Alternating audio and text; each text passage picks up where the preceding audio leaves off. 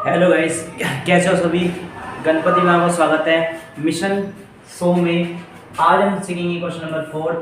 आइए चलते हैं, फटाफट से करते हैं क्वेश्चंस को।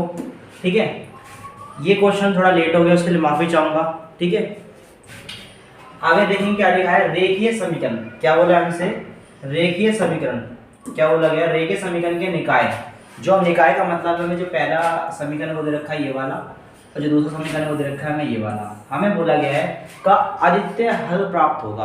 अब आदित्य हल का मतलब है जहां पर ये क्वेश्चन दिया गया चैप्टर नंबर 3 से क्लास 10, और हम कौन सी सीरीज कर रहे हैं, हम कर रहे हैं मिशन 10 मिशन 100, जो हमें 100 में 100 ला के दिलाएगा। और 2025 का लेटेस्ट जो पेपर है अभी सेट 1 का क्वेश्चन कर रहे हैं 5th।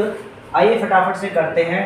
इसमें हमें क्या करना है, आदित्य हल का मतलब है कि हमें A1 और A2 not equal to B1 बटा B2, ठीक है, जिसका केवल एक हल होता है वो हमें निकाल के दिखाना है, और परिच्छेद करती हुई रेखा होती है वो हमें इसके अंदर एक हल के दिखाना है। तो इनमें से कौन सा ऑप्शन होगा फटाफट से देखते हैं। तो पहले क्या लिख लेते हैं A1 की वैल्यू क्या रहेगी P, फिर देखेंगे B1 की वैल्यू क्या रहेगी Q, C1 की वैल्यू क्या रहेगी R।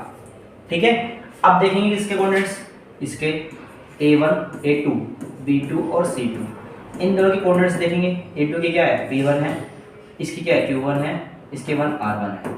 ठीक है, ये हमारे निकल गए। वैसे तो क्या होना होता है, हमें केवल B के निकालने, तो हम चाहे तो हटा भी सकते हैं इसके, हमें केवल B तक के निकालने हैं।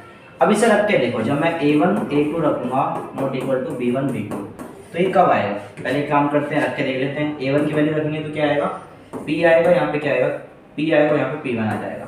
फिर B1 B2 तो क्या आएगा P1 Q, एक तो Q आ जाएगा, दूसरा Q1 आ जाएगा। अब क्या करते हैं, क्रॉस मल्टीप्लाई कर लेते हैं। जैसे मैंने क्या करा, P और Q1 दे रखा है मुझे, इसका तो Q और P1 दे रखा है। यहाँ पे क्या था, एक मिनट, यहाँ पे P1 है और यहाँ पे Q1। क्रॉस मल्टीप्लाई जब मैं करूँगा इसके, तो मुझे क्या प्राप्त होगा, PQ1 इक्वल टू PQ1। तो ये देखो, ये आपस में कहीं भी बराबर नहीं है।